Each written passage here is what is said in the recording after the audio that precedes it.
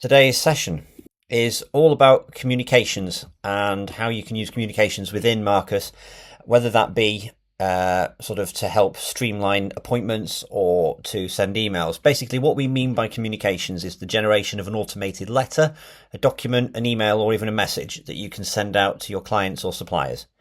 So you've probably seen under the setup menu, you've got a communications or letters option on certain users. Well, that is sort of what drives this.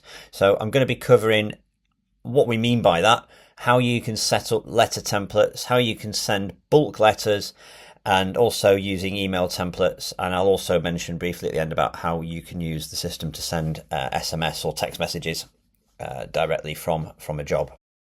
What is a communication template? So that's literally the words I've just used. It's the generation of a letter or a document or some means of communicating out of the system, usually from a job, but you can do it from purchase orders and invoices as well. And essentially what we mean by the generation of letters from a job is that we pull in useful information from a job. Back when I did GCSE IT, we all had to learn about mail merge. That was one of the things. It always sticks in my head as one of those annoying subjects we had to learn. And that was the generation of the personalized letters. So whenever you used to receive junk mail through the post that looked like it was addressed to you, but actually was addressed to a billion people, and they just made it look like it was yours, they had a computer system that pulled in your name and address and certain preferences depending on the data they had. And essentially that's what we're doing. We're pulling in information from a job or an invoice or a purchase order, any aspect of the system, and we pull that information in and plonk it onto some sort of template, whether that be an email or a actual generated letter that you could create a PDF or print. So examples of those could be, and these are all things that people are using this at the moment across all our contractors. You've got appointment letters, and that could be where you send a appointment to gain access to a property to do an electrical test, and then you can't get in, which might then prompt a no access letter, which then might prompt a second appointment letter that's slightly strongly worded, and then that might produce yet another no access letter, and so on. And you can go around that route generating appointment letters, pulling in information from the job, so you're not responsible for typing all this stuff in Word and printing it. It does it automatically. One of the things that most of our customers use this for, it's something I normally set up on day one of an implementation, and that's quotes. So you can pull in useful information from a job sheet to help you generate a quote for some quoted works, and I'll show you an example of that in a minute. We do have a completely separate sort of printout, if you like, from our system for variation requests. Variations being when you've got an ordered value on a job, your client said, do this task, it's going to be 200 quid, and then you go there and find out it's going to be more like 500, or you've got to do extras. You can request those variations via a variations process, and those of you that interface to client systems can do that automatically. But when you want to do variation requests via documents, we've got some people doing this, generating emails or producing printouts to do the same thing. And also email templates for common tasks. So I'll cover that a bit later on, but that could be things like chasing a supplier or a subcontractor for any of their outstanding invoices or uncompleted works. And you could also email at the end of a job saying, here's all the completion evidence, here's the invoice, please pay. And finally, SMS, which I'll cover towards the end of the session. So that's sort of what our topics of today are and what we're going to be looking at and sort of how communications can be used. The demonstration I'd like to show you first of all is I'm just logged into our demo system at the moment. So it should look very much like all my previous sessions that I've ever done. So we're going to start by generating a communication from a job so you can see how it works before I show you how you set one up. So in a find job, obviously you can get to your jobs however you do that normally, but I'm just going to find a particular job, which is this one. And on our top toolbar, you've got this button here for communications. That will be captioned the same in everyone's system, I think, and it's just hiding here on the top. And all we do is we click into that to start the process. But before I do, some key information from a job. The general details here. You've got your job description. That's our job we're being sent out to do. We've got our client. got the address that we're going to, we've got contact details of the person who's either the resident or the site manager, and we've got our job numbers, and we've got some key dates, and if we've issued any operatives, we've also got any issued dates as well. So key information on a job. So when I mentioned about mail merge and pulling useful information in, what we're doing is we're going to be pulling information in from all those areas. So we hit communications. If you've done them before and you've done, say, multiple quotes or multiple letters, you'll get a history showing here. There'll be a table showing you all the previous things you've ever done, and you can go back in and reprint them or regenerate them if you need. For now, what we do is we can search using our live search. So it does things like that. Or, of course, you can click the question mark if you've only got a couple of things, and you can just click on it like you would normally. So I'm going to use this appointment letter for my demo, and I press continue. And we get into this screen here where we get the job details shown, and we get a little preview screen where we can make tweaks to our letter. So what you'll have done before you'll have started to do this, you'll have set up a communications template. I'm deliberately not showing you the setup first, but what you've done is you'd have set that up first of all, and then once you've got that set up, you can step in here, and if you need to make tweaks on the fly for each individual letter as you go, that's absolutely fine, you can do that. But what we can see is that our contact details and our asset address, which is here, is pulled through onto the letter here. Our company logo is shown here. I've put the date over here. Job numbers, description of works, client, and also I've included on there, not that you might decide to do this, but I've said that we've scheduled a visit for our operative just to show that you can pull that in, and I've given them the date and the slot that they're due to have.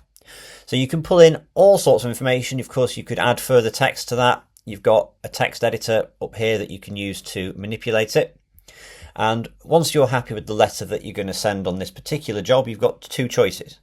You can press print, which will generate a PDF file, and you've also got email, which I'm going to come to later, which will allow you to email that letter out to the client rather than you sending it sort of by post, if you like. But if you were going to send them by post as an actual letter, then you can press print, and there you go. There's our PDF file. So we've got a nice PDF file, which, of course, if you were going to print this as an actual letter, you could make the addresses and everything appear in the correct location for window envelopes as well. We have got clients doing that. We've got a customer of ours that does a batch printing of appointment letters for hundreds of properties at once for electrical testing, and they send the letters to a printers who then print them out, put them in envelopes and post them to the tenants, and they've got the address fit exactly in the right place to go in an envelope window, so that there's no thought involved. It's just a case of you run the batch, print it, and the printing company sort out the envelopes. So that's possible. So you've got your PDF file, which of course you can download, and every time you generate a communication, it shows what you did, when you did it, and a button to print preview it to show you what you've done. So if you've got a history of quotes that you've done, you can keep reprinting them, and that's exactly what I did when I hit that button then for it to load up. I'll cover email again later, but just to repeat the process, if you like, if I go into communications, I mentioned that you show your history here. That's now shown up there, so I can always go back and have a look at it. But let's say we've been to site and we couldn't gain access. So I'm going to choose a letter template for no access. And you can see now it's the same idea, just a different letter. I'm pulling in the job number, I'm popping in today's date, I've got the tenant information here, the job description, and I've got details of the client pulled through, the job number again, and I've put some useful information on here as a more strongly worded letter to say we really need to get in your house to do these works, and we can press print to print that as an actual letter. But while we're here, I'm going to show you email. And what that does is it launches you into a screen that you've probably all used before, which is the emailing from a job sheet. So if you've ever used the share button and pressed email, it basically looks like this. You can basically type in here any email addresses you want. If there are email addresses set against the property or the job, they would be listed in this table, and you can just click to add them automatically. We always show on this far right hand side any useful pieces of information. So this job is in its infancy at the moment, so the only things we've got is our appointment letter and the no access. So I could attach the no access PDF file if I wanted. It has plonked all that information in the email body, so you might not attach it, you could just send that. Or you could delete all that and say please find attached letter and send the email. You can attach job sheets and all sorts from here, but if you're emailing a communication, generally speaking, you'd be attaching just that and maybe some photos if there were photos on the job. But largely anything from the job will be shown here in tables like this where you can tick to attach, and you'll see a bit more of that later on. So to come out of there, back to our job sheet, the next stage of this really is how do you set that up? So you've seen how I generate a communication from something that's already been set up by someone. How do we set them up? To do that, you need usually setup permissions to be able to see the setup menu. It's quite rare that a user would have any of these without access to the setup user permission, but everyone's systems are different. So if you need access to the communications templates, sometimes it can be called letters in certain systems. It just depends on how it's been configured. If you want it relabeling, then ask us, we can change the menu item for you with no problem at all. So you've got your setup permission, which drives whether you see it, but also, as some of you have probably realised, menu items are also, or can be, ticked and unticked for individual users as well. So if you give someone setup and they don't see this, it might be you need to copy a menu layout from another user's profile, or if you get really stuck, just ask us to do it for you and we can make sure they can see it. So that's how you normally sort of set it up.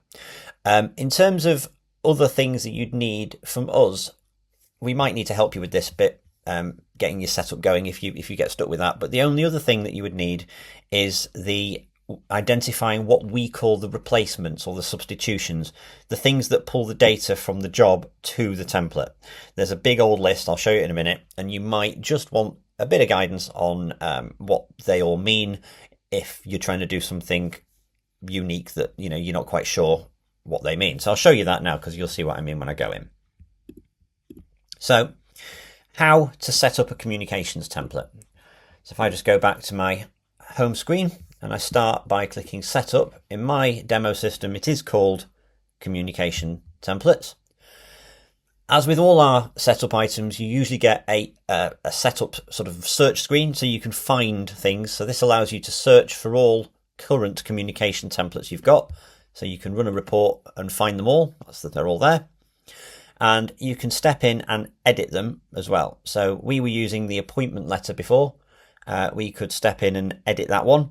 To create new ones, we hit here and we press new entry, same as most screens in our system where you need to create something new. So clicking new entry launches this screen.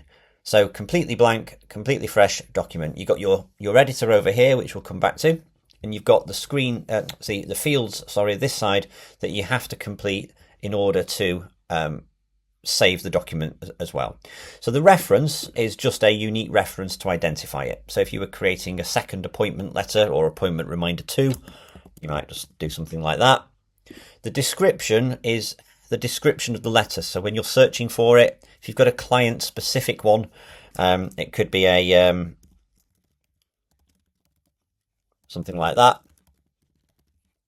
That would tell the user that when they type epics, they get the epics letters with the wordings for epic systems.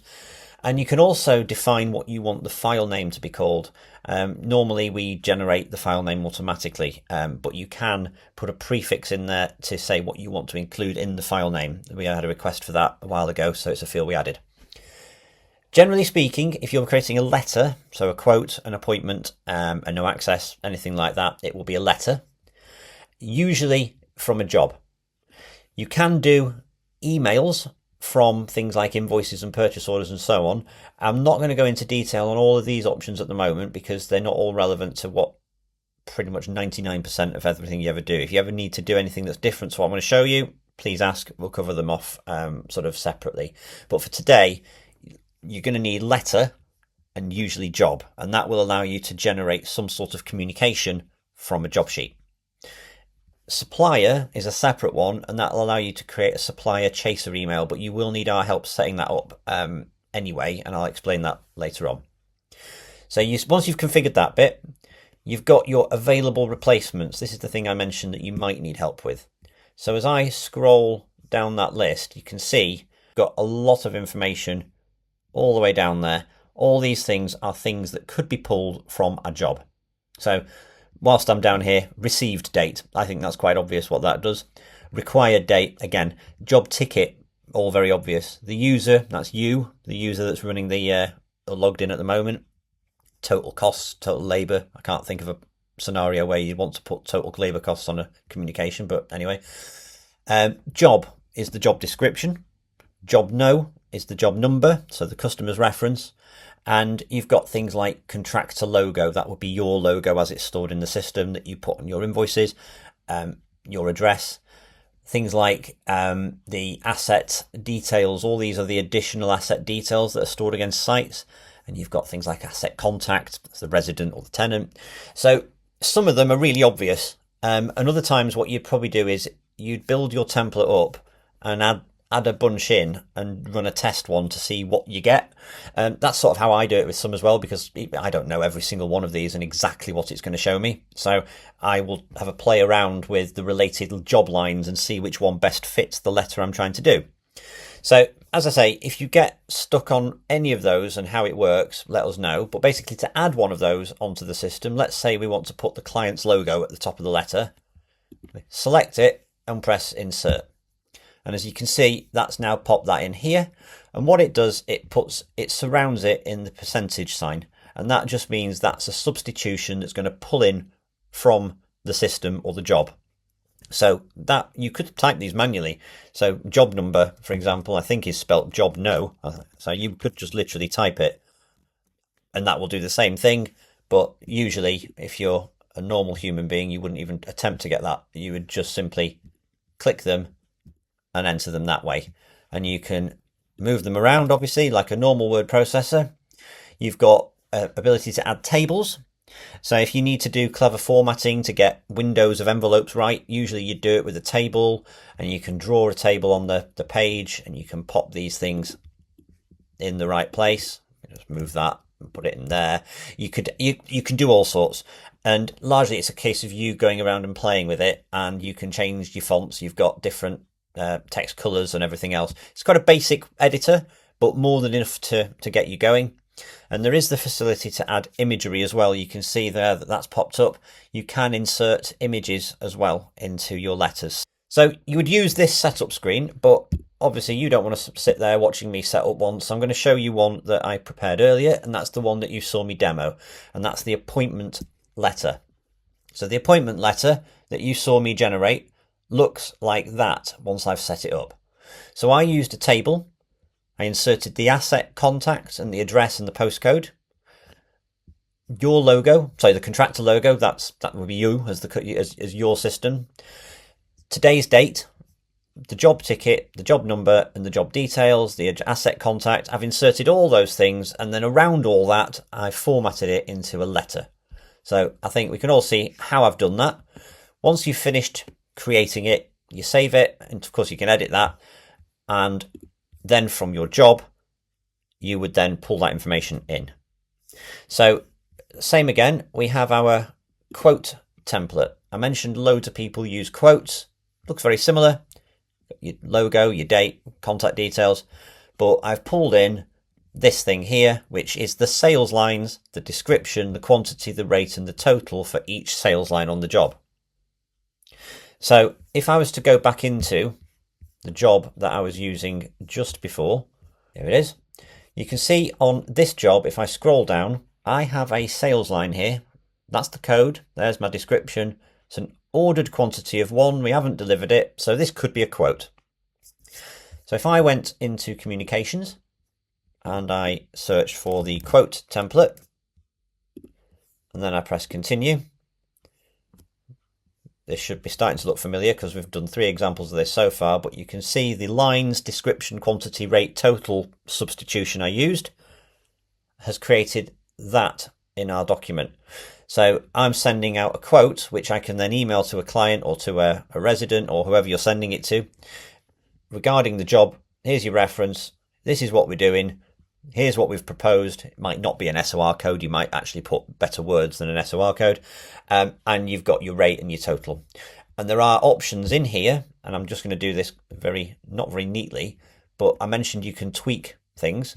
So it could be, let's do lines VAT. So if I insert that substitution, I've not formatted it, but you can see that's added in the VAT. So I could put that in a row in a table and do something like that. Maybe not put a minus in because that might confuse everyone.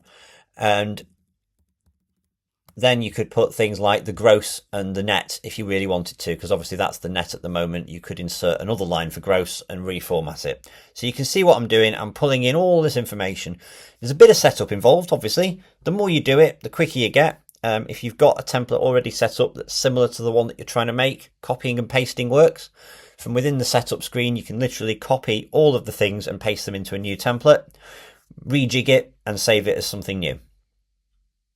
So I think hopefully I've covered enough there to get you going. I could go on forever about all the different things and you'd be bored to tears, but hopefully that's given you a flavour for how communications would work. There are all sorts of different options you can do. We've got abilities to email, as we've mentioned, so I think I might just show you that as well. So if I go into a fresh job, which is going to be that one, I think. Here we go. This is a charged job. So in other words, there's been an application or an invoice and the job is done. So in the invoicing side of things, you can go for some communications, but I like to do it from the job. So if I hit communications again and I type my invoice email, continue, I now get a little preview of an email. So a lot of customers have asked us, can we put our email signature at the bottom of emails sent from Epics? Well, the short answer is when you do print and email or share an email from a job sheet, no. But you can do it from here. So you can insert images into communications, as I just mentioned before, and some of that information could be your company logo. So you could doll up a communication to look like an email signature with your name as the username that appears above your company signature template. So what I've done is I've just pulled in a very basic, we recently completed a job at your address. Please find attached invoice regarding reference this. If I then hit email, this screen looks a little bit more busy than the last time I demonstrated it. And what we could do here, we could email it to this person by hitting add, pops it in there. And I could attach the rather lovely photos that Ian did on his emulator if I wanted to. But more importantly, if I wanted to, I could add in my end of visit survey that was carried out on the job. But rather crucially, I might attach the invoice to the job as well. That text is all ready to go on our email, and all I do is I hit that button there. That has now sent an email from our system, and as you can see in the communications, we've got the information there as to what was sent, and we also tell you what attachments were sent as well. In our history, if I just scroll down in the history, you can see we've got a line of history there that shows what was done as well. So using a communication template, I was able to create an email that looked a little nicer than the one that you get by just hitting email. And I could include information from the job. So if you constantly send information to customers by email saying, we've done, here's the documentation attached, please pay us some money, and you then do that from your own email client and have to download all the attachments, this is a really quick way of managing that process. The next part of my little demo is that supplier chaser emails. I've called it that. I don't know if we have an actual term for it within our system, but that's what I think our customers call it, where you're chasing your suppliers for either notification that they've completed the works for you, so that could be subcontractors, or perhaps any invoices that you've not yet had that you need in order to be able to pay them. You can chase for information automatically. So I'm not going to demo it because it's pretty poor demo to show, really. It wouldn't really show you anything. So instead, I'm showing you the screenshots of where it would work. So we'd need to give you a menu item to do this. There would be a setup that looks a little like this. You'd do it from an email and a supplier is the setups that would work for this. And you can see here there's a little preview of how I would set it up. And you've got your supplier name pulling in on a communication, and you've got a line that shows undelivered orders and ones that are uninvoiced. So what that means in practical terms, if I just quickly show you, that email is one I prepared earlier from one of my subcontractors, Micon Garages. You've got there's the supplier name at the top of that email.